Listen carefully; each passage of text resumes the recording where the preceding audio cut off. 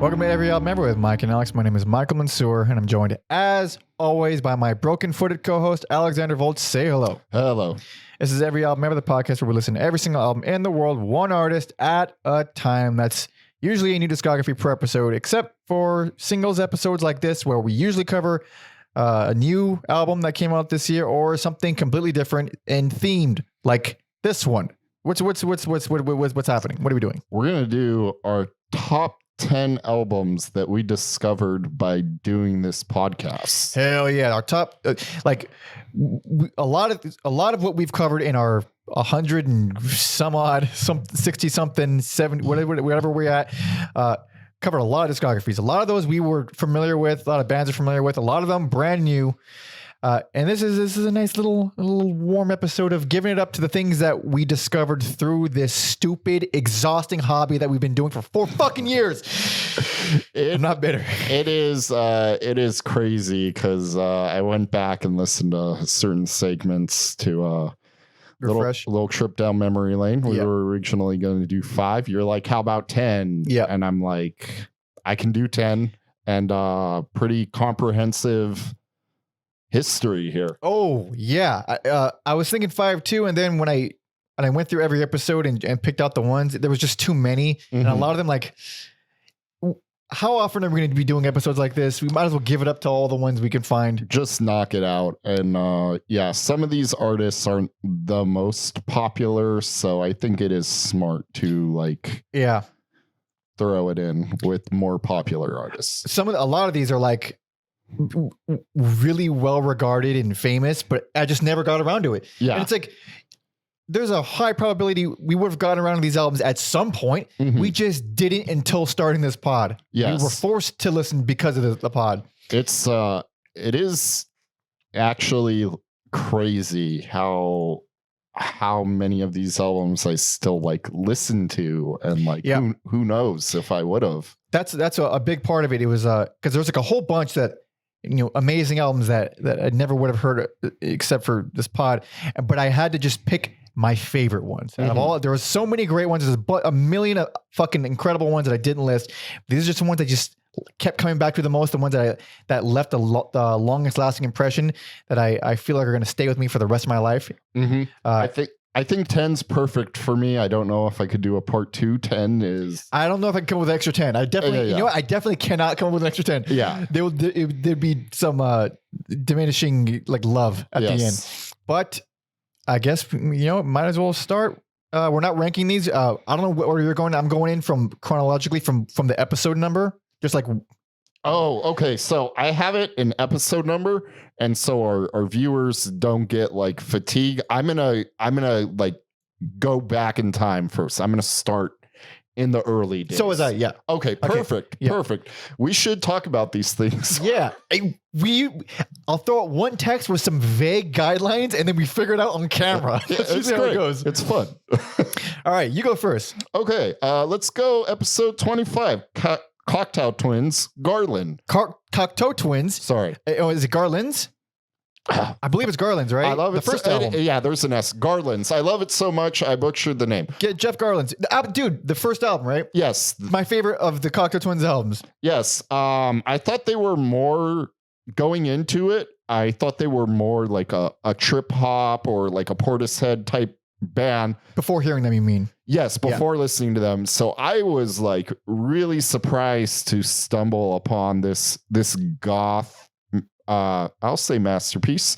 And that's another thing I've discovered through this podcast is I have not listened to a lot of goth music. Nor have I. But I really enjoy it. Yeah. I quite love it, actually. Yeah, in my 30s. I'm getting into goth. So, hell yeah, dude. I'll buy you some eyeliner. Yeah. So it was just one of the earliest out of left field, holy shit, what is this?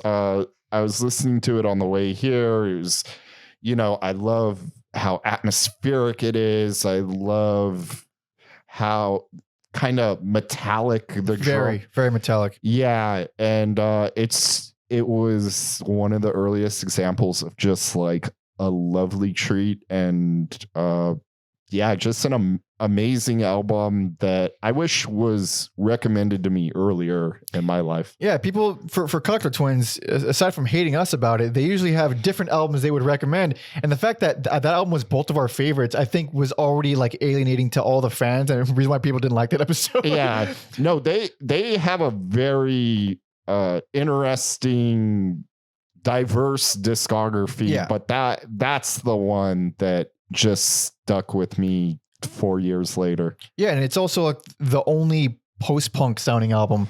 And I mean, you're gonna see a lot of post-punk picks on my fucking list. Love post-punk, so it already like had that almost familiarity. Obviously, a little bit more on the goth side, but I still love that album. Yeah. Even though I think we both gave Treasure best. And there's still parts of that album that are incredible. I could only really go back to Garlands like all the way through.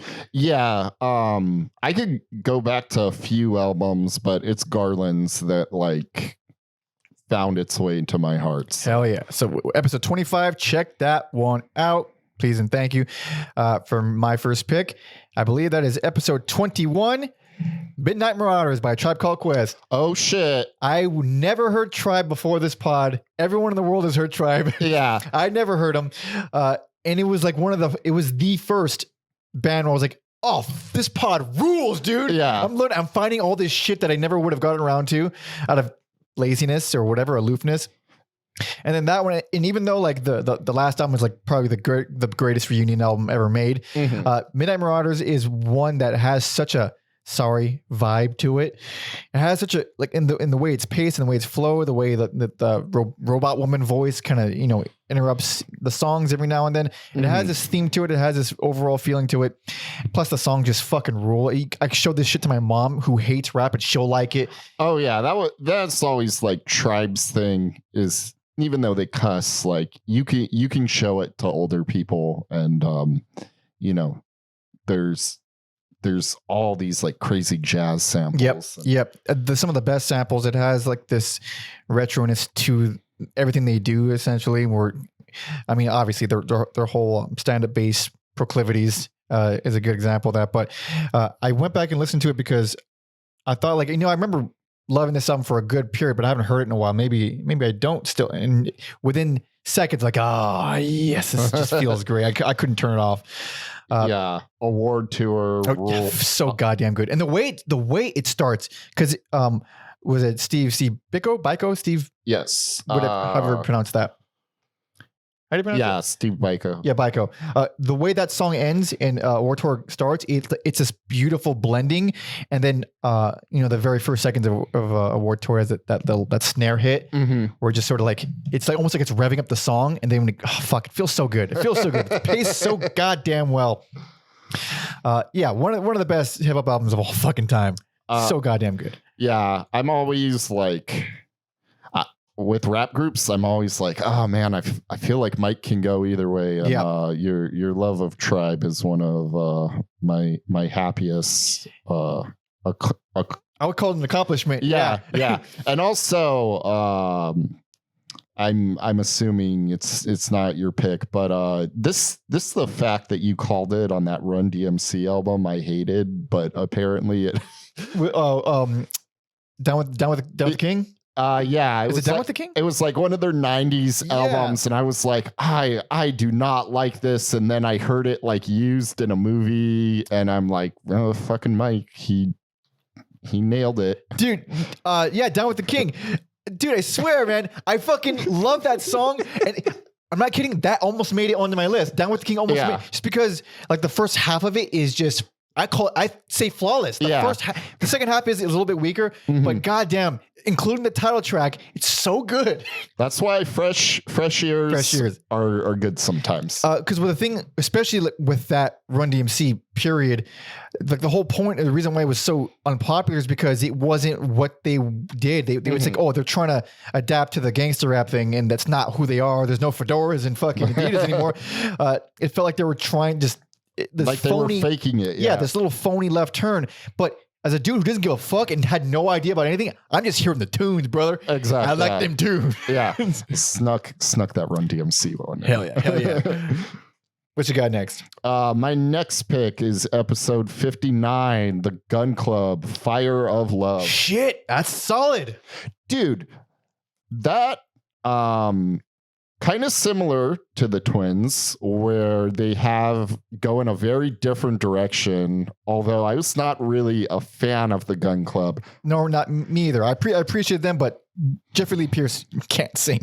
But that album is great. That album, Fuck yeah. It's like punk, garage, blues, rock without sounding cliche or overdone. Yep. It's very interesting. It's a solid listen. It's what I kind of like in my head thought like rockabilly was. Obviously it's a whole different animal I have no control over, but yeah, it was just like started off so hot, and then this went in different directions. It's not for me, for other people, but not for me. And I just appreciate the rawness of it.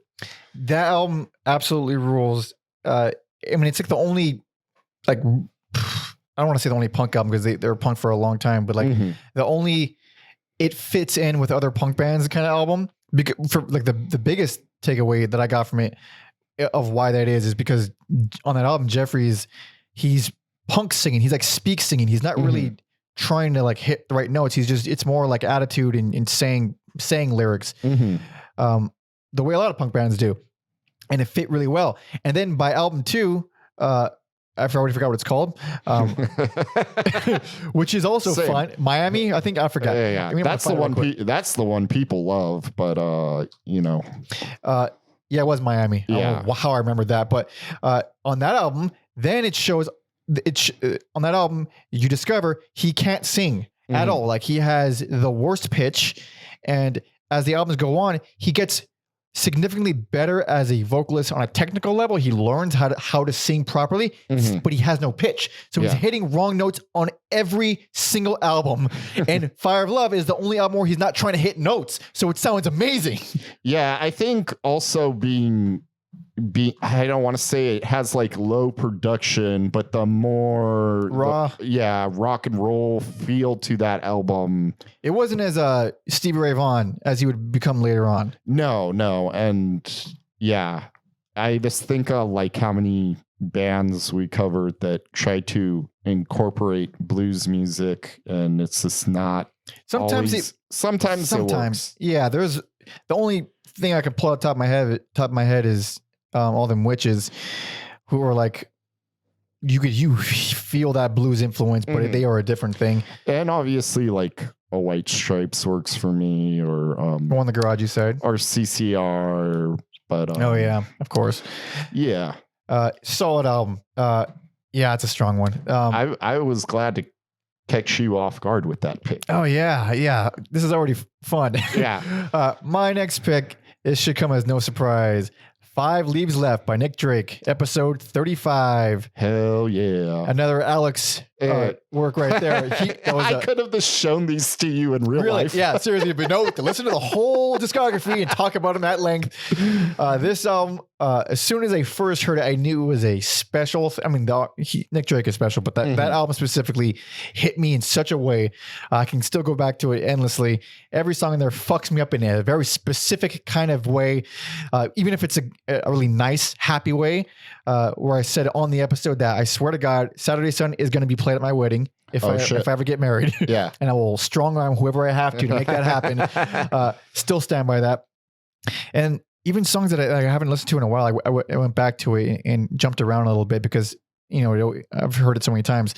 But even the songs that maybe I neglected, when we first did the episode, it's so good. It's so fucking, and my favorite thing about it is the way the orchestral instruments are integrated, because on the second album, was Brighter Later. Yes.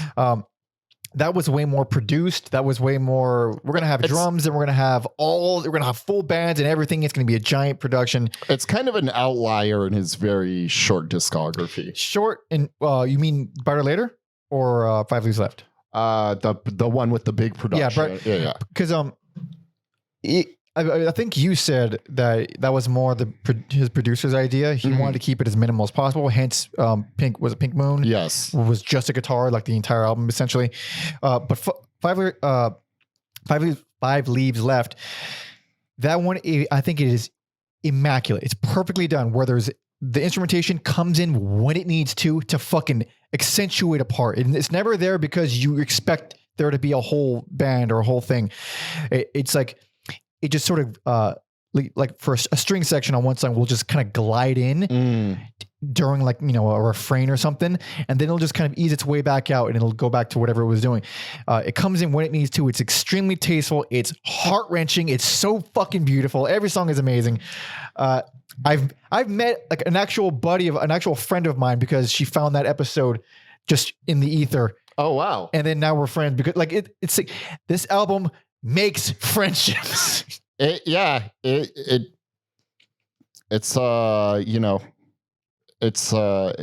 a good, he's just a great, I don't even know if he's considered underrated anymore, but he's just one of the most like fascinating people in rock music to me. So truly one of the most overlooked songwriters.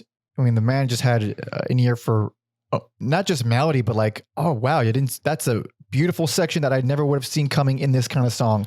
And it was just him by himself. It was always so minimal. It's really weird. Like obviously someone like a Cobain or Jim Morrison, died way too early, but for some reason I feel like their careers are more robust. They're also sure they died young, but their careers were complete in a sense.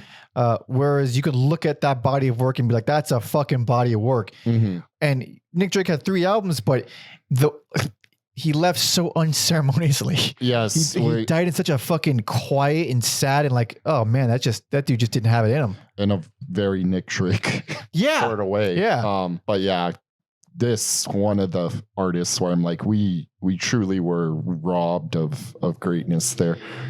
But it's a fun episode. I mean, aside from the sad parts, and the album is amazing. Check that out. Episode 35 for the full episode. Also, the album came out 69. We should be saying the years of these albums, but I keep forgetting to. Oh man, I didn't write that down. We'll just figure it out. What is your next pick? My next pick, we're going to do a complete 180 here, is episode 83. This is Yellow Magic Orchestra. Yeah. BGM. Yeah. Fuck yes, dude. Dude, I don't know why it took me to this podcast to listen to them. 2 of the members have passed away. They just died. They've been on my mind a lot. Yeah. And I can't believe this band wasn't in my life before. They're one of the greatest bands of all. I mean, anybody new that I meet, I'm sorry, but I'm talking about YMO. Yeah. And I can't stop it. It keeps happening. Yeah. I keep meeting people and talking about YMO. And by the way, BGM came out in 1981. Yeah. It's their 4th album. The reason I think I gravitate towards that one is it's by far like the moodiest and darkest. I feel like Techno Dialog was darker. Yeah. Although BGM is quite dark. Yeah, I feel like that's what a lot of my picks have in common. But yeah, is this like great moody like video game music? It is the coldest. Like you hear the albums that came up before and after, and they do have a lot more shine to it. BGM had this almost, it felt like I don't know, a war-torn country. I mean, that's a really weird, vague description, but just in the way it's like, it's just electronic music, but it felt older than it was. It did. And yeah, there's a lot of like, less singing. Yeah. And then there's this like weird stuff like Rap Phenomenon. Hell yeah. But yeah, I also like the is it about like with Q like? Oh yeah, it's not quite a ballad because there's so many ugly, funky parts. Yeah. But that chorus, it's just fucking gorgeous. And then it does it a few times, and then it comes in again with like more fucking instruments, and it builds up. It's fucking absolutely amazing. They are masters at what they do, and they really. I know they have like a lot of praise, but they should be talked about in like the same in the States at least. Yeah. Because in Japan they're like the Beatles, but here not quite. No, they really deserve to be talked in the same breath as like a Kraftwerk does. So I as much as I love Kraftwerk, and I love Kraftwerk, YMO it's like not even in the same fucking ballpark to me. It's like Beatles, Rolling Stones, where they're like. Technically, they're doing the same music, but they're so different. So different. And you could actually, you really hear the Japanese in YMO, and you hear the German and Kraftwerk. Like, sure, they're both embryonic electronic, and they have a lot of the same beat boops and all that. But the style of writing, it's like YMO is whimsical with the way they write, and Kraftwerk is more robotic. It is, yeah. So yeah, it's this crazy. I was not listening to this band before this podcast because I listen to them a lot now. I'm delighted that you picked BGM as well. That was the first album that I heard from them because Robert, of course, who was on the episode with us, he showed it to me we were drinking one night, and he pulled out his fucking pig nose amp and connected to our computer because we didn't have computer speakers, and puts on music plans. And I was just fucking floored. Yeah. Like, how did someone write a song like this for it to be not just dark and gorgeous, but completely unlike anything I've ever heard before? Yeah. It's like, I didn't realize those notes in that sequence could exist. That's how fucking awesome it is. Oh man. Yeah. I'm really glad they very, very like prolific, busy careers too. And yeah, they did well. I forget which one like, did music scores, and I think he got an Oscar like for the Revenant of all. Also, like, imagine showing someone this music and then being like, one of these dudes is going to score like this gritty survival movie in like the 1800s. That was Sakamoto who just died. Yeah, like earlier. Well, as of the recording. A couple months ago, after you're seeing this now. And that broke my heart because he was my favorite of all the Naughty Boys. And I mean, it's hard to pick a favorite. They all do so many great things. And it's like the first chunk of albums, you really hear like who wrote which song. If you hear them enough times, you kind of recognize the writing style. Sakamoto was the keyboard player.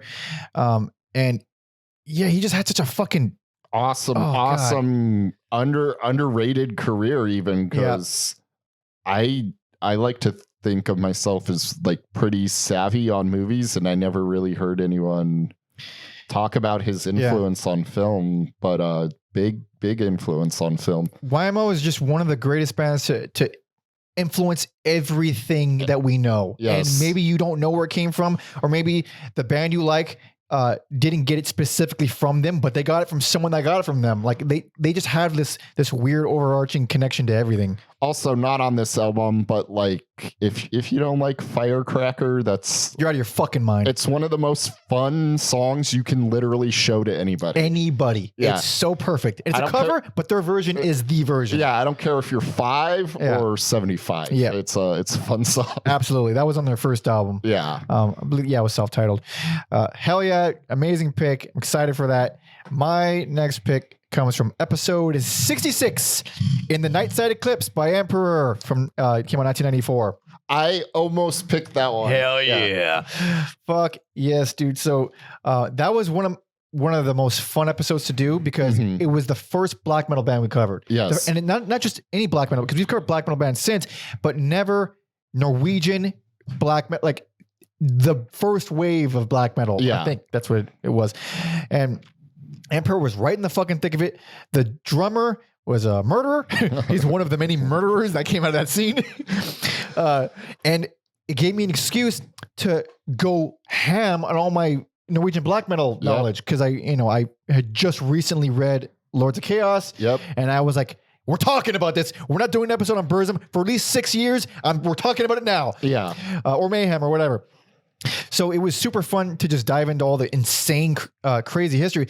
But then I was not expecting to fall in love with that first album. Mhm. It's like everything I didn't understand about black metal and what I found annoying about it. And I felt it was more like the influence more so than the music itself. I was corrected with this album. Yes, they are very musical, Emperor. Yes, they got more, even more musical. They got more brutal. They became way more of like a machine kind of band. Less of like the Norwegian black metal that we all kind of, we have like an idea of what that sounded like. It was very raw and screechy and messy, and it sounded like it was recorded in in a fucking toilet. And that first album has all of like the rawness of the early black metal, but the songwriting of just music nerds. Yeah. Like it wasn't, because I dig Mayhem a lot, but a lot of their songs are, it's like fairly standard riffs, but it's more about like the presentation and like the mood and the craziness of how it's being performed. These are like legit great songs that also happen to be insanely abrasive and inaccessible. So like, I was able to just bypass any kind of annoyance that I had from black metal because the songs were just super cool. And it's hard for me to find early black metal that scratches that itch that way, because I can listen to Mayhem and Immortal or whatever the fuck, like the early stuff, and like this is super cool for what it is. It has, you feel the fucking history behind it. It's like really encapsulated, like time capsule kind of way. But this album is the one where I'm like, this is just a cooler, better written album than most of them. I just like it more. I'm really glad you picked it, because I thought about picking it, and yeah, it probably deserves to be on my list too. It's like, yeah. And a lot of these albums, like I bought eventually too. Like I own Nightside Eclipse now. And nice. Yeah. Hell yeah. It was educational as well as enjoyable, just because black metal is one of those genres where I said recently, or we both came together and like, it's like the best assist genre. Yeah. Where it fucking, you couple it with any other genre and it becomes amazing, but on its own, it's really abrasive. It's really niche. Even like a lot of metal people don't like it. And it's, you bring a normal person into it and it's just torture. But with albums like this, you can make a fucking argument at least. Maybe maybe it hurts your ears and it's annoying and it's still screechy, but these are fucking good songs. They are good songs. Also, to sneak in another thing you could have picked, and I'm surprised you didn't. I hope. I thought you'd have a strapping young. Here's the thing: Strapping Young Lad came close. The problem with Strapping Young Lad, I like too many of their albums equally. Okay, there we go. The whole discography. Yeah, like I love that band so much. Yeah. Like on that episode, I gave the first album best and personal favorite, which is like controversial for that band. Yeah. I love it so much I don't fucking care. But then I also love the last album, and then I love the second album. Yeah. And even though I gave Alien worse, I bet if I went back to it now, I'd fucking love it. Like I just love the band. Yeah. So yeah. This wanted to sneak that in. Oh yeah, it did not slip by me. I thought about it on a technicality that you love too much. You love too many of them.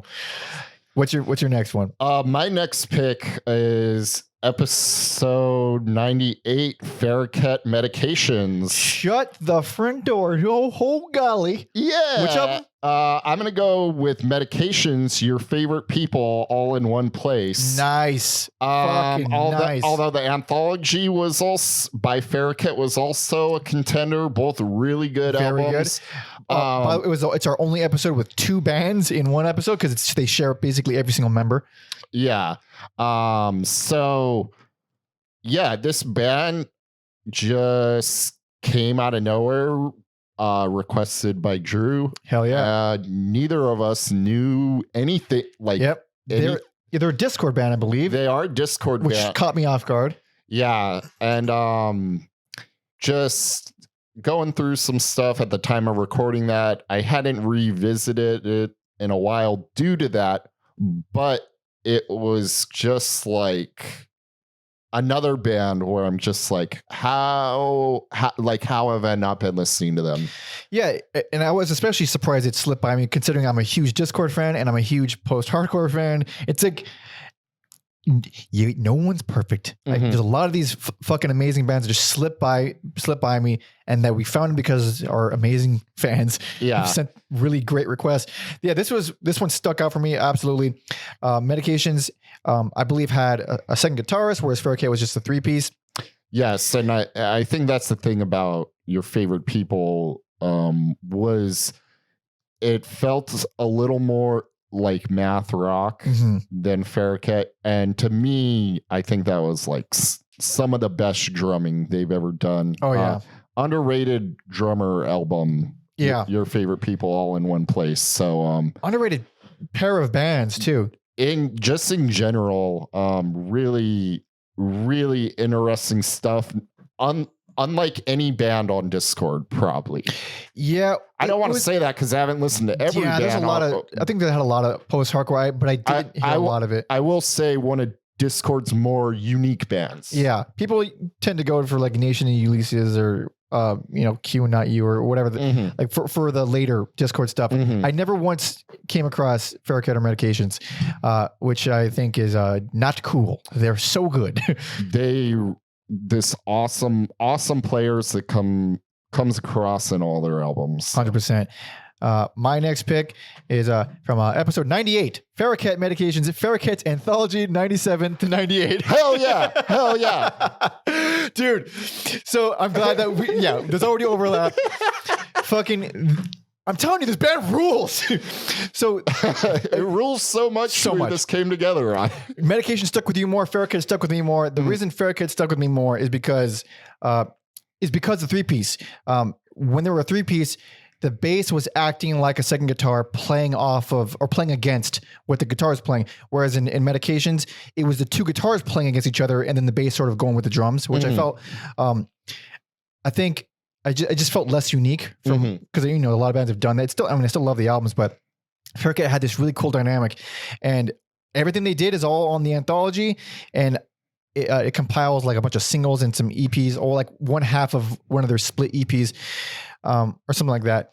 But it's a fucking fantastic comp that I just kept going back to, and even when it was we were well past done with the episode, I just felt drawn, and I kept going back. And even now, if my phone is on shuffle and I'm stuck in traffic and a Faraquet song comes on, I'm all in all over again. Also, I believe the Anthology was all instrument. No. It had vocals, but there were some instrumental songs in there for sure. Yeah, so it really is this like great driving music, and I think there is something about the Anthology where it's a 3-piece and there's less to hide behind. Yeah, it was all the music. There was less noisiness. There was less mathiness. It was all just the songs front and center. They weren't anything like.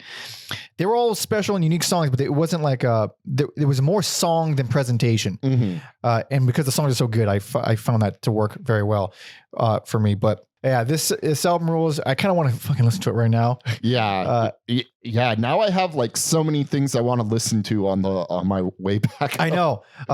One thing about this Anthology that one of the reasons I like it so much is because it kind of reminds me of what the hell they called Don Caballero did on American Dawn, except less freeform, more constructed, more tighter. Maybe that's relative, but it was more like intentional. It was less jammy. The songs are way shorter. There's more of like, all right, the song's gonna go here and here, and then it's over. But it still had the same liveliness, the same energy, the same amount of like, I can drive forever listening to this. Something about those two albums that it's like my favorite driving music, like that and Can. Like, yeah, I don't know. It just puts you in a fucking soothing mood. Also, when I was like in my 20s, I love this local band, Bad Dudes. Bad Dudes just recently got them on shuffle again. Yeah. Who, them and like Don Cab, and it's weird. It's like math rock, but it's also kind of like clean. Yeah, it's cleaner, and it's like when you think math rock, you think complicated for the sake of complicatedness, but it's not. It's just good songs that happen to be a little complicated. They're like able to almost add some like pop sensibilities to it, and that's definitely why Faraquet and Medication, because it's like, oh, this thing I loved and can't really compare a lot of bands to, oh, they're doing that. Hell yeah. What is your next pick? My next pick, episode 124, Unwound, Leaves Turn Inside You. I knew it. I did call this one. Yeah. That is a fucking masterpiece of an album, and just insane the circumstances regarding it, how the band was, going through a lot of shit, and to just kind of be in disarray and turn out the most like orchestral thing ever with all these different instruments. And it's a double album. Yep. And yeah, maybe I would have found this one on my own, but I still feel like I found it too late in my life. And this was requested by Cole, who's requested stuff for us before. Like, he's a longtime supporter, and this is like the most batshit thing where he told us on our Discord that he met someone at a show who also listened to the pod, and then they bonded over this episode, which he had requested. Which is like, it doesn't seem real. Also, I just feel like an idiot for not catching them on the reunion tour. I hope there's another tour, and I will prioritize that this time. That's painful. I fucked up, everybody. I fucked up. Leaves Turn Inside You. I mean, that album. So I didn't give it best, which is controversial. I did. It's my favorite for sure of all the albums, but I kind of question that now. I think if I went back and redid the episode, I would probably give The Future of What best, which you gave worst, and I would probably give. No, I'm sorry. I would give Future of What personal favorite, and then Leaves Turn Inside You best, because I didn't love the pacing of it, especially because it's so long. But the songs that hit so goddamn hard, like hit harder than basically every other album we've done. It feels really unique too. Absolutely, because they have stuff that sounds more like what they usually do, the more post-hardcore stuff, and then they have stuff that's just so angelic and gorgeous and lengthy, very post-rock. And there's certain, like almost every song on this album, if it comes out on shuffle, I'm stopping my fucking day. Yeah. Like you forget how fucking, God, that one, I did contemplate putting that one on the list. I almost did. Yeah. That is like the feeling I got from listening to that the first time was like the same feeling I got listening to like God, the first time I heard like a Godspeed album. Yeah. So very like this big cinematic thing in my head listening to the music. It's a big moving experience. And also it's their last album, which was like one hell of a swan song. Dude, it is. Yeah, it's crazy. It's also, we didn't see that one coming either, because like we listened to the whole discography, and I love every fucking album of theirs. And then that one comes on and it's just so like, it's like light speed. Like they just were on some shit, and they were like, no, we're going to make everything really, really different. It's almost like a different band compared to the rest. They do some shifts and changes, but this even unique amongst their own discography. Great band, super underrated band. One of our favorites out of all the episodes we've done, 100%. Hell yeah. My next pick is from episode 108. This is 1986's The Color of Spring by Talk Talk. Oh shit. Talk Talk ain't missing my list. Talk Talk. That episode changed my fucking life. Yeah, it did. Dude. So they were a band that didn't fucking put out a bad album, although It's My Life is their worst, and I would say their worst, and just the least memorable. Everything, like The Party's Over, made my most underrated albums list because it's just like a perfect new wave album that no one talks about. Of course, Spirit of Eden and Laughingstock pioneered post-rock. It basically invented post-rock. Yeah, those get their dues. Color of Spring is the one right in the middle. It's the third album out of 5. It is, to me, the perfect blending of everything they ever did. It has the new waviness, but it has so much depth, and along with the minimalism that would come on Spirit of Eden and Laughingstock. And I went back to it just to like, I know I love the album. I remember loving this more than most albums. There's no way I don't still love it. And I love it even more. God, damn. Like stuff that I just forgot about, that it's also a thing where there's 8 tracks in the album, and they're all pretty lengthy tracks. It's not like a short album or an easy album to just throw on and, get through.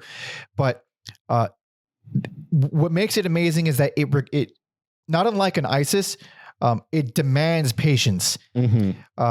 The way the songs develop and grow, of course, they do it in ways you wouldn't expect, but they do it in such different ways with every song. Some of them are like just this weird, almost gothic sounding, beautiful part. And the other one is just super poppy. Another one has fucking children's choirs on it.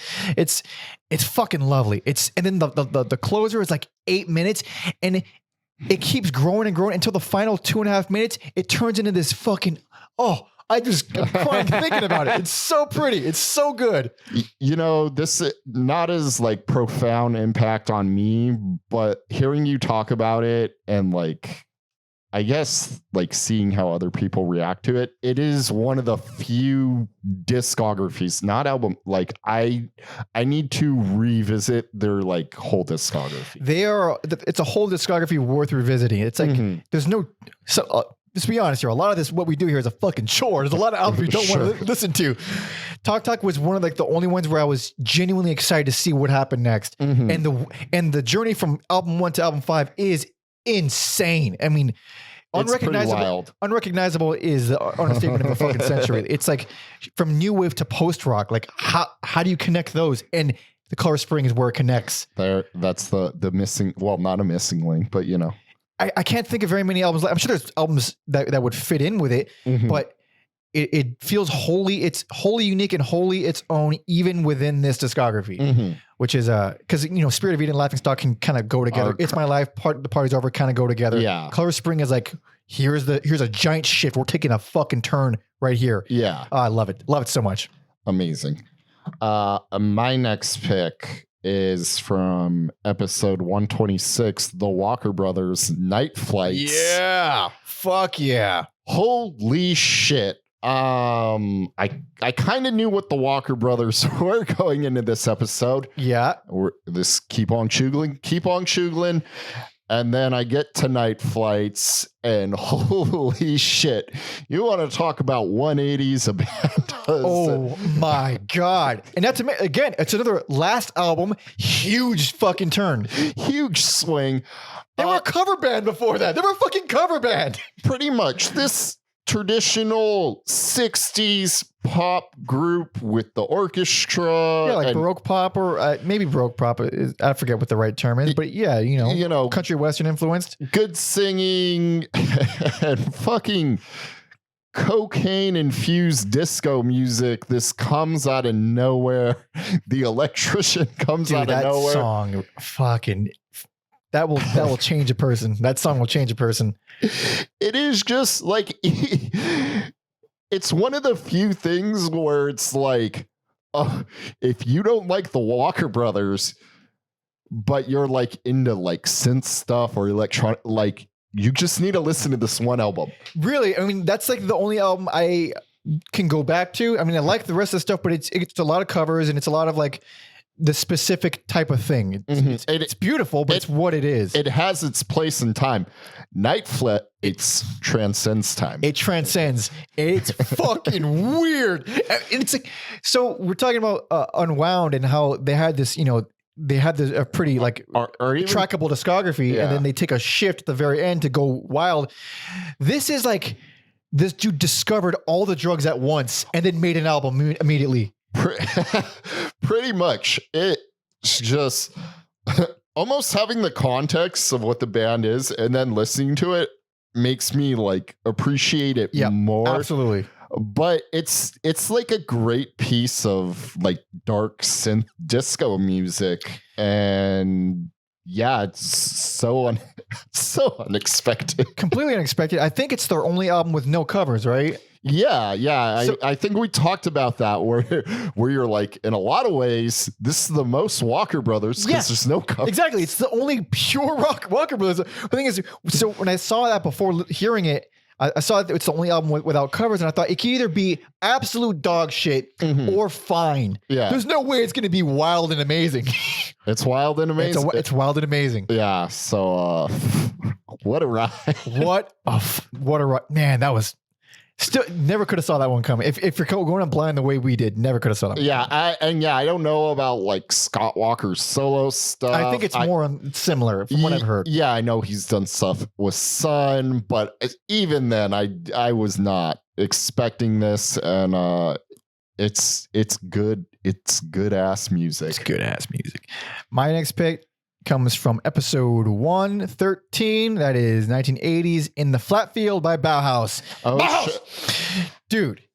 So this is another one of the, I should have heard this forever ago. People know this, especially this album, and know this. Mm-hmm. Like, yeah, where you been at? You fucking spaz. But Bauhaus is always a band that I was curious about. I always saw everyone with patches. That kind of turned me off. Like these people I don't like really like this band. I'll get to it later in life, and just forgot and just kept forgetting until we got a request. Almost everything we've mentioned so far has been a requested episode. So thank you to our wonderful fans for doing this for us.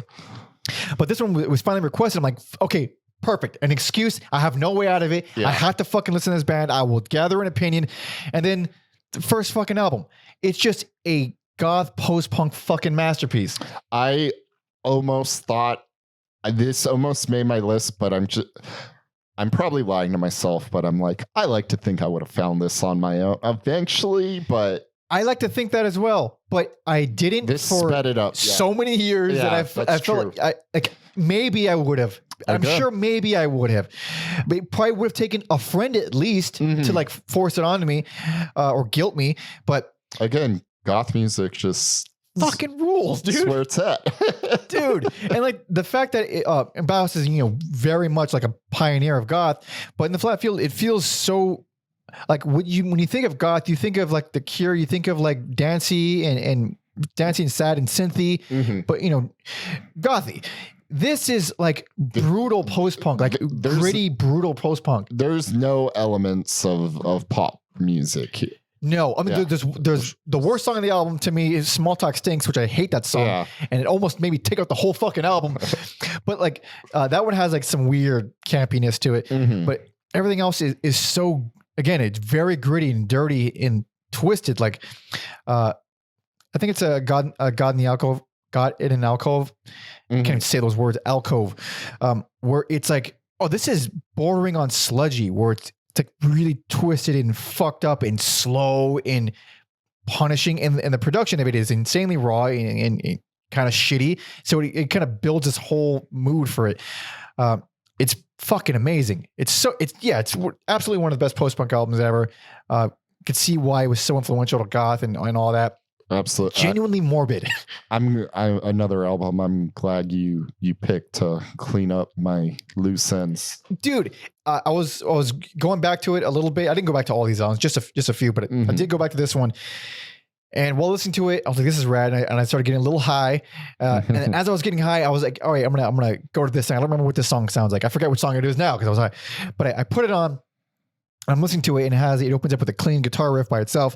I thought like, okay, this I would normally register as a pretty average riff. And then as it goes on, just the most unorthodox and smart arrangements and the way certain instruments come in, it's like, that's brilliant. Like it took a thing that I would have dismissed and made it fantastic because they're that good. That's why this album fucking rules. Hell yeah. It takes you places you couldn't have predicted. Oh, so good. Hell yeah. My next pick, in keeping with my like wacky cocaine synth theme, is episode 137, Martin Dupont. Oh shit! I did not see that coming. Holy shit! Just because, dude. Yes. I did not think you were gonna say that. What, dude? It's very interesting. Random band, much like Faraquet and Medications. Yep. And I didn't know what the hell to expect here, and it's much like Night Flights. It's this great dark synth universe. Yep. Gothy vocals again. It's kind of dirty too. So it checks all these boxes for me. There's some unorthodox guitar solos and really unique band. Hell yeah. And So I love that album. That's my favorite album of theirs. I think it's their best. I think we had same picks. Same picks. Robert, my brother, was on that episode. He went with Hot Paradox. I think Hot Paradox is considered like the best among fans, but for some reason, just because stuck with us, it's like it is early electronic. It came out 84, so it wasn't like super early, but it is pretty early for electronic, and it had this really, again, you said the darkness of it. Mixing that level of darkness with that zany of early electronic is something I haven't heard before. That's a good way. That's a good way to put it, because zany and dark, you could, end up with comical results. Yeah. But the results here are far from comical. So good. Such unique, unusual bass lines. And then there's one track specifically that I thought, this sounds like if I didn't hate Isolation by Joy Division. Oh shit. Or it's like funny and goofy and really bright, but there's edge to it. And also with Alan, the singer, he has a very similar gothy croon to like even Ian Curtis, or like he has that timbre to his voice. But he was I felt he was like a great singer. So like whenever it reminded me of Joy Division, it's like, but he's better than Ian Curtis. I'm going to get flack for that, but go fuck yourself. I thought he was a terrible singer, even though he is great. I just liked his voice more. Also, I hate you for pulling up their Bandcamp, because I can't work this month due to broken foot issues. And they're playing LA at time of recording this. Oh no, really? Where? Oh. I might do something financially. I'll fucking buy you a ticket. I don't give a fuck, dude. We're going. What, are you going to be back? Shit. Am I going to be back? Yes. Dude. Actually, wait. Yes. I'll be back. Let's fucking go. We're going to go. I have to buy Robert a ticket too. Hell yeah. We're all going. Hell yeah, dude. Please tell me it's fucking not sold out. We're going to find out right now. If this is sold out, good for them, but also there's no way it's sold out. I know. With Dramatic, get the fuck out of here. This is gonna...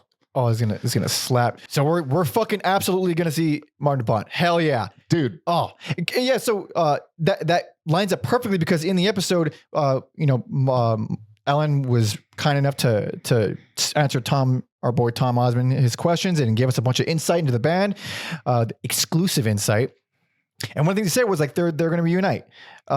And I was wondering when that would happen. And here it is, baby. It's happening. Dude, the stars align. And I love... Would you say the accident of stars align? Oh, shit. It's the name of one of their albums. Oh, yeah. And thank you for the ticket. And I love how my love of the band caught you off guard. And now we're going to see them live. Fuck yeah, dude. Yeah.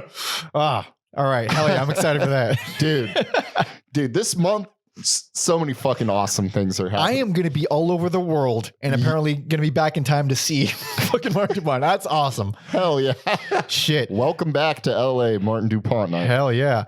My next pick, and this is where our friendship ends, because this is the first time we're going to like disagree, because we've been simpatico this episode. Yeah. This comes from episode 116. That is 1990s. The Laws. Oh, The Laws. Yeah.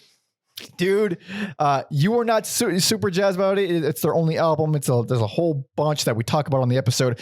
And it's one of the most like beloved albums of all time. And you come and you're like, I don't get it. And I come and I'm like, I get it. Yeah. I have listened to this album so many fucking times since that episode. I adore this album. I'm not mad at it. There's worse things to be into. Yeah. It's like, it's again, yeah, sure. It's very The Who like, and it's not like the most original thing. And it came out 1990, and it sounds like it was recorded in 1968 or whatever. I always forget this producer's name. We've covered a lot of albums he's produced, but Steve Lillywhite. There we go. We've encountered him a lot. Yeah, yeah, and like the making of this album was such a nightmare. It got postponed for like 20 years. How long did it get postponed for? For a while. They were working on these songs. Oh, so long. And they like recorded the whole thing a bunch of times and then scrapped it and then recorded it again and scrapped it because what's his fucking face? Lee Mavers is a psychopath and it was just never satisfied until this version, which I think is fucking fantastic. And I love the way it came out. maybe the amount of money and time isn't really translate. You don't hear that this thing took 10 years. You're like, really? But they're fucking amazing songs. I think the writing on it is almost like basically flawless from top to bottom. I think it's a perfect album. I truly can't find myself not enjoying it at any point. Like you put this on, I'm already in the mood for it. This album puts me in the mood for it. And then on the deluxe edition, it has like a lot of the demos, the early versions of songs, and it's like, oh yeah, I could see why this took so long. These were different songs. Yeah, it's one of the despite not being big on it, it's one of the few instances where it's like, no, you really should listen to the demos to hear how like different. Yeah, they developed.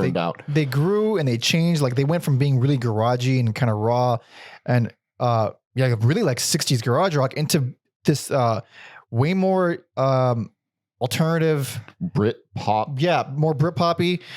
And I think with the way the songs are written, the actual foundation, they sound better the Britpop way. I think it's a fucking beautiful, pleasant, extremely pleasant album. Like this will not upset anybody, especially if you're on female birth control or wherever the fuck. She goes. I was about to bring that up. My favorite part of the episode was Connie being like, "Oh yeah, they did like a morning after pill commercial featuring There She Goes." It was a cover of it. And we looked it up and we're like, this is sucks. Fucking sucks. Like, hilarious. Dude, it was a cover of it. And I remember that commercial on loop growing up. And I hated the song. And I went back to it when you sent me that. I was like, no, it's not the same. No. Yeah. And I listened to I saw the commercial again with the cover. And I'm like, this fucking blows. In the album, fits like a glove, and obviously I like the original a lot more. It's part of my least favorite song on the album. Still like it in the context and the original version. Hell yeah. Goddamn, love it. I'm so glad I found this. Again, another requested episode too. My next pick is maybe unexpected, but I'm gonna go episode 148, Catherine Wheel, Chrome. Yes, very nice. It is the most one of the most 80s 90s albums. Again, very moody, channeling like some Depeche Mode and some Cure stuff, but it is this unique blend of heavy stuff and shoegaze and unique feedback usage. And then as you pointed out on the episode, like some really unique vocal harmonies.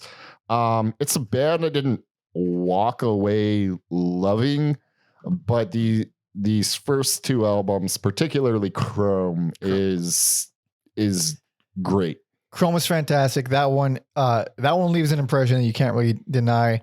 A lot of the stuff later on, it felt like more hit or miss. I still like the band a lot, but Chrome is the one, man. Yeah. There's some wild choices made later in their life, but I said on the episode, but man, they are like the most 90s band to ever exist. Like they were of the 90s. They only existed in the 90s, except for like the very last album, which I did like the last album a lot. But like everything about them, just like, oh yeah, when you think of 90s, this is exactly the type of thing, like the production style, the type of riff, the style of vocals, everything about it. Except no one talks about it. I haven't heard anybody talk about Catherine Wheel. It was heavily influential to shoegaze, more so on the first album than anything else. But Chrome is like where they kind of stepped away from the shoegaziness, and it got heavier, it got harder, it got radder. Yeah, I don't mean this as like an insulting way, but yeah, kind of like this B-level band that, was maybe talked about during the 90s, and time has kind of muddied the waters, like right on the cusp right there too. But yeah, definitely a like cool, unique, maybe one of the more like underrated albums to ever come out in the 90s. Definitely. I'd say 100%. It's a fantastic album. And again, I've never heard it mentioned to me once in my entire life. The band, let alone the album. Yeah, most definitely. It's the encapsulation of I would not have discovered this without the podcast. Yep, and that was another requested episode. And plus, the singer Rob Dickinson is Bruce Dickinson's from Iron Maiden, his cousin, which is the most bizarre of music relations. Really, really weird. I mean, you couldn't pick two more different bands. Are in like total opposite ends of fame and fortune. That too, that as well. Yeah, underrated album, very fucking cool album. I mean, cool band. Yeah, this is like if you don't like Britpop, but you're open, Catherine Wheel. Yes. Really well, very unique discography. How people feel about different albums, but this album fucking rules. This album absolutely does rule. My next pick. This is from episode 127. This is 1978. White Music by Ecstasy. And the reason I brought that up is because I think 3 picks in a row, they were requested by the same guy, Scott. Oh, shit. Who was with us for a long time. Requested some fucking apparently awesome episodes that we took a lot from. Yes. That's fucking 3 in a row. It might have been 4 total, but 3 in a row at least that he requested. So thank you, Scott, so much. Scott's one of my favorite listeners. Absolutely. Yeah. But White Music is Ecstasy's first album, and what I believe is their best album. They have a lot of albums. It's a very, very discography and with a lot of differing opinions on the band. And they have a lot of albums that people go to as best, like different albums that people go to as best. No one goes to this one as best, and I don't know why. It's arguably the most unique. Absolutely. Yeah. Along with even the second album is pretty unique as well. Go To, which came out the same year. That one is also in the same vein, but just not quite as snappy and interesting or well written as White Music. It's a post-punk masterpiece. It's like. I was almost mad that I never heard it when I first heard it. Yeah. Because of like within seconds, I was like, I cranking it in my car, like, fuck yes, yes. I mean, within seconds. And then it just held it the entire album. Like that level of enthusiasm. It's such a fucking perfect album. If listeners are fans of Devo and you haven't heard White Music yet, it's different. But like, yeah, it is crazy. Like more like Devo fans aren't like, oh yeah, Ecstasy. It's like if Devo was even more wiry and energetic. Yeah. Like it's so tight. It's insanely tight. And then you hear that kind of a musicality elaborated a lot on later albums. They end up doing a bunch of double albums and like extremely elaborate and deep. Not for everyone, but not for me. Not for Alex, but like albums like Drums and Wires and English Settlement and Skylarking are like ones people go to. It's like, those are fucking the best. Mm-hmm. I liked all those albums. I genuinely like those albums, but White Music is it's truly flawless. Like I can't find anything wrong with it. I can find a couple things here and there from the other albums that I don't like. White Music is just perfect. I do need to revisit the first 3 albums. I did enjoy those the most. I think everything after that just like ruined me. And I was like, I don't need to listen to this band for a long while. There is a lot of stuff about this band that I didn't like, especially as it went on. My most devastating moment, I don't remember which album it was. It was one of the last 2. It might have been, let me find out real quick. No, it was the second to last album. Okay. It was Apple Venus Volume 1. The last 2 albums aren't streaming because they went through a whole, ass fucking and they got screwed and it's harder to get a hold of, but it was Apple Venus Volume 1. The opening track, River of Orchids. It was one of the best songs they've ever done. It was mind blowing. It was like an orchestral masterpiece. Like that. I was like, oh my God, they became the greatest band in the world again. And then the rest of the album really, really fucked me hard. Shit the bed for really, you. Yeah. But like, even toward to the very end, they were still like really experimenting and trying really wild stuff. So I ended up like loving Andy Partridge and respecting him a lot, even if I didn't love all of his choices. Mm-hmm. But White Music was like, this is perfect post-punk. This is perfect. This is like required listening post-punk. Yeah, it is the same way Catherine Wheels is like, should be required 90s listening. This should be required post-punk. 100%. What you got? My next pick. So now and I'm glad we went in reverse because now maybe this is more recent to some of our listeners. I'm going episode 158, God Possession. Nice. Man, what a fucking brutal, unrelenting short career this band had. Yep. Not easy to find either. There's a couple albums on YouTube. I think they're all on YouTube actually, but none of them streaming. Mm-hmm. Yeah, I was surprised. I liked it so much too. Fantastic stuff.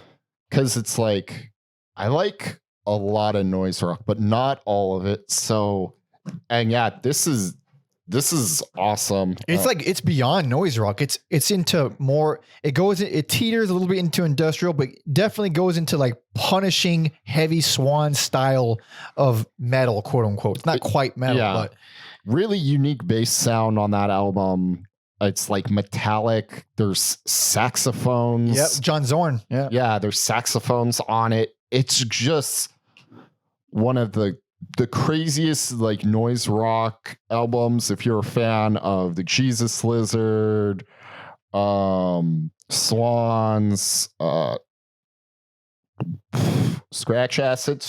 Counts, You definitely need to look up God. God is incredible. God is like I'll put it in like the top 5 of most underrated bands we've ever covered. Oh shit. Like, cause it's insane that it's not easy to get a hold of a lot of info about these guys. They were very short lived. The main member whose name I forgot, and I'll find out in a moment, Kevin Richard Martin, he went on to do a million releases, very like dub, jazzcore, industrial hip hop, dancehall, dubstep. Like he went on to do a lot of things, and then this at the very beginning, it's like, wait, what? Whoa, that's very heavy, brutal. Like, also, I totally forgot this album was like on Virgin Records. That's fucking nuts. That's hilarious. Yeah, that's ridiculous. It's ridiculous. You hear the album, it's fucking ridiculous. That's probably part of why it's not streaming, right? Yeah, like they're just collecting dust somewhere. I'm sure they were okay burying this one. Yeah, it's a shame. I mean, this is for fans of heavy music. This is one of the ones. Like, they're super lengthy songs and it's really punishing, but there's something addictive about it. There's something really like it is groovy. Yeah, you want to hear it for a long time. The long songs make sense. They don't feel like they're wasting your time. And I don't know. I found myself really going back to God a lot. Insanely underrated and a brutal fucking album. And if you like John Zorn, you're already fucked in the head, and you like this because he's on there too. Yep. Seek him out. Hell yeah. My next pick, and one I'm very surprised you didn't pick. Very surprised. This is from episode 152. This is 2017's Exuvia by Ruins of Beverast. That was my next pick. Oh, really? I think I got my numbers. The numbers mixed up? Yeah. So, okay. Well, then we'll talk about it right now then. Yeah, might as well. I messed up the order, but whatever. Yes, that is. It's a better surprise. This album, the amount of times I've gone to this one, how much this album has comforted me when I was having fucking stage fright, panic shit, about to perform, like just putting on something that comforts me. For some reason, it's The Ruins of Beverast. It is and I'm going to repeat myself a lot here because it's also still fresh in my head. It is a black metal masterpiece. And it's beyond black metal too. It's like, it is black metal, but it's beyond. It's doing a lot of creative, different things, but still atmospheric. I can't imagine purists are going to do what purists do and complain about things, but it's not like a stretch where it's like, oh, they're doing like shoegaze stuff or there's clean, like this is still brutal and heavy, but pushes where this heavy genre could go without dabbling in more random music genres. Yeah, it's not coupling it with anything. It is, if anything, the only thing it's coupling it with is sludge and death, which is it's not like unheard of. We plenty of like Black Death bands or whatever, but the way they do it, or the way he does it, it's the one guy, fucking Victor von fucking Nordstrom. What's his name? Oh, fucking Doctor Doom. Dr. Doom. I don't remember. I just thought of Kramer's fake name in Seinfeld. What's his fucking name? Do you think that's side quest here? Do you think that's because Jerry Seinfeld is a comic book fan? So I don't know if it's exactly a one-to-one. Kramer, yeah, it's not. It's definitely possible. Because I know we all know the fucking the Superman reference in every single episode. Yeah, it could be because he's a giant fucking nerd. Alexander von Meilenwald or Alexander von Meilenwald. There we go. Meilenwald. Yeah, this dude, the way he does it, it's very musical, but it's not even remotely lacking on brutality. Like not even. It's so brutal. It is so creative, and it just like, yeah, this is one of the few albums that I don't own, partially because it's just not like boom right there at face value, but I know how to get my hands on this album. I need to do it sooner rather than later. It's wonderful. And the ways this album, because we've been talking about a lot of metal here and in brutal stuff specifically, but it's like that's not why we're gushing about it. It's brutal and heavy, but the choices, the melodic choices are so unusual. And my favorite song on the album that I've listened to countless times is Towards Malakia. And the opening, I don't know, 3-4 minutes of it, it's pure bliss. It's like where I could put that on and I am in a different world. I don't need anybody. I feel good and happy. And it's the main riff is this insanely nauseating, twisted, fucked up guitar riff where it's like the kind of thing that would give you anxiety. It's like it's a really ugly, paranoid riff. And it's so unique and it blends so beautifully with the like the rhythm section keeps changing. It keeps growing and changing. So the riff stays the same, but everything around it changes. So it gives this new context the longer it goes on. It lights up my soul. No, it brings me genuine happiness. When this episode was suggested, this is the first album I thought of. I love it so much. It's like criminally. A lot of these things are underrated in my opinion, but I mean, I wouldn't have found them either if not for you wonderful weirdos who suggest these things. So like, 95% of our lists are requested episodes, which is very encouraging. It's so goddamn encouraging. It's also very interesting. This, I think he's from Germany. Yeah. This like German guy incorporating these indigenous people. Yeah, that's right. There's a lot of, He does it well. That's one thing that we talked about in the episode where it's like, we've heard plenty of instances where they use like Native American stuff or Native whatever stuff. And then it just feels like, oh, they're doing the Native American sound thing now. It feels kind of shoehorned in or not as natural. Or obvious. Yeah. Yeah. Here it's like, you recognize it as Native instruments and chants and whatever, but in the context, it's way darker. It's way more fucked up and unsettling, and it blends so perfectly with the songs. Like even on Towards Malakia, it goes into a break like that, where it has this like native sounding thing, but the actual melodies that the chanting is doing, it's like that doesn't sound very native in the way we recognize it. It's still like almost metal, but it's just presented in this way, and then cuts right into a fucking blasting section, and it's so seamless. It's fucking amazing. I cannot flawless. Yeah, fucking amazing album. I mean, for fans of extreme metal who haven't heard this, I don't know what the deal is. It's like, you know what? I'll give a pass considering a lot of these albums I should have heard a long time ago. Yeah, I think this one is just a little more puzzling because sometimes the extreme music world feels kind of small. And I kind of get how some of the other things went under the radar, but this one is just perplexing even to me. Yeah, especially with the dude who's put out so many great albums. Like the album that we gave worst was only worst because it was the most insanely hilariously badly produced, like of almost anything we've ever covered. The songs on it, I love the songs on it, but it was literally difficult to listen to. Like I couldn't even, it hurt my speakers in my ears. Some of the early stuff is hard. I definitely like his last two albums. I think like those are the most adventurous and most wild for sure. Don't know if he's gonna do another album as The Ruins of Beverast, but if he does, I'm fucking excited for it. That'd be delightful. I'd be into it. My last pick, and sorry, this final chunk of episode, it just got real boring and repetitive, but from episode 158, The Anatomy of Addiction from God. That was part of, my dyslexia kicked in. I got my numbers mixed up, but we had very similar picks in the end. Anatomy of Addiction was their last album, came out in 94, which I preferred over Possession. Because Possession had moments that lost my attention, that kind of dragged on longer than I liked. The Anatomy of Addiction was a longer album, but kept me there the entire way. And that's a strange one for me, because with stuff that's this punishing and this lengthy, you really have to fucking walk that tightrope, because it's really not pleasant. It's to make it somehow a thing that you want to keep returning to. I don't even understand how you would do it.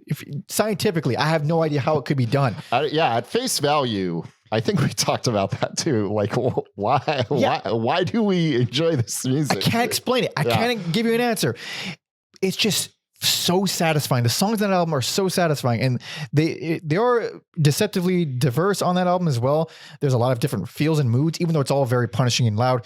But this one, I just found myself just putting it on all the time in the car with people in the car with me. I don't even fucking care. Like this is what I'm in. I'm in this mode right now. We're going in God mode, and you're all gonna fucking join me. You're gonna deal with it. And even then, like, I even kind of question, like, how much would even a layperson hate The Anatomy of Addiction on the background? Because there's something where I've talked about in the past, something that it's like a philosophy of mine of infinity riffs, where a type of riff where it doesn't have a set limit, where you could hear it an infinite amount of times, you'll never get tired of it.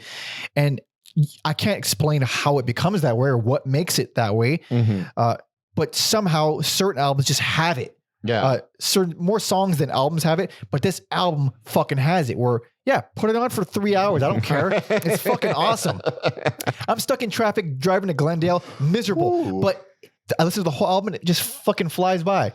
I don't know if I'm adventurous enough to listen to God in traffic. Maybe one day. I remember being younger, accidentally putting on a fucking Pantera Beyond whatever. All Far Beyond Driven. That was a mistake in traffic. It is unusual hearing this insanely intense music when you're at a standstill. Sometimes it can center me. I have listened to like brutal music in traffic, but there are just certain albums where I'm like, I'm going to have a bad time. It is tougher. And it's like, as much as we love brutal music and metal in general, it does have its place. Like, we can't put it on everywhere. Even if we love it, it doesn't mean we love it every single situation. Yeah, there is the, like, hearing the aggression helps deal with it inside so we don't do something awful in real life. Yeah, and some people have their ways of doing it. Some people have exercise or martial arts or writing. Some of us have screaming along to God. Yes, so. Goddamn. We've done a nice thing with this podcast. We found a lot of good stuff. We've sometimes there's a lot of, it can feel like, fucking like I'm a Flintstones device where it's just like, it's a living. It's not even a living. Not even a living. It's not even close to a living. But it's a doing. So yeah, this is a good episode to focus on what I've walked away from with it. Oh yeah, some fucking gems. God damn. Yeah. And we owe a lot of it to you. So thank you. Thank you, listeners. And man, yeah, we kind of came together towards the end there with the last two picks. Oh yeah, absolutely. Yeah. Dude. Different God albums, but basically they're all discographies. Yeah. They're both bands' discographies are, if you're into any of it, that's already a bonding moment. Yeah. God damn. So I guess that wraps it up. Thank you so much, everyone, for hanging out and watching it, and especially to all the people who've been with us for this whole time, requesting all these fucking awesome episodes and albums that we now have to enrich our lives for the rest of our lives. It's a good time. And if you want to hang out with us further and suggest more things for us, you know what to do. Leave comments, talk some shit, like the video, subscribe, and more importantly than all of that, and it's how they requested these episodes to us, patreon.com/everyalbumever. You get the bonus episodes. You get to see our schedule in advance. You get to vote on polls to decide who we cover next. You could join our Discord and be part of our community.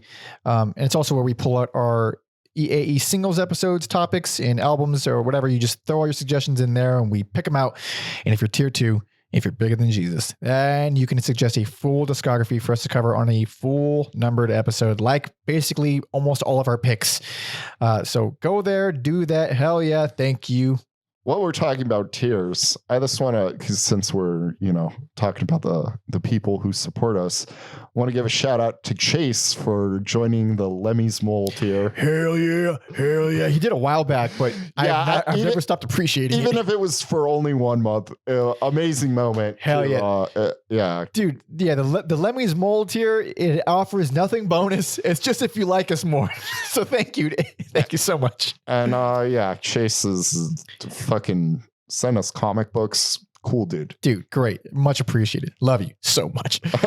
And yeah, you follow me on all social media at Panda Monkey and Alex on Instagram at Every Album Alex. Hell yeah. Please be sure to check out our history guy, Tom Osmond, at Tom Osmond Sounds on all social media, as well as TomOsmondSounds.com for all his music. And check out his album, both his albums, Industrial State of Mind, as well as So Much for One Day's Work. You can find links to both of those in the description. Very cool stuff. Very talented man. And his Substack, TomOsmond.substack.com, has a bunch of writings about music, as well as interviews, some of which he's gotten for the pod. Very, very cool stuff. Cool artists and all that. Oh yeah, and check out my debut EP, Panda Monkey, which is approaching the 1 year anniversary. Next week it'll be 1 day off from the 1 year anniversary. Oh shit. So check that out if you haven't already. It's fun stuff. It'll be a while before I put out another one. Writing takes a long time, and I care very much about my music, and I take my sweet time. Might be many years, but we'll see what happens. Anything can happen. Links to that in the description. And I think that about does it. I don't think we got to end it with any song. There's too many to choose from. There's too many to choose from. Check out all the episodes. Check out all those albums. They all mean a lot to us. And I guess we'll see you on the next. Well, actually, next week is we went off the path and we did 2 singles episodes in a row, because next week is a very big episode, and one of the albums that we're covering literally won't be released until that week. So we have to push it. We had to push it an extra week just so the album could come out so we could listen to it and cover it. Yep. So that's going to be very cohesive. Yes. And I'm excited to do that one and then move on. Yes. I don't want to spoil it, but no. I'm just going to say it'll be a huge sigh and then on to our next bigger project. Yes. I probably gave it away. Don't care. But until then, thank you so much for listening and watching. See ya.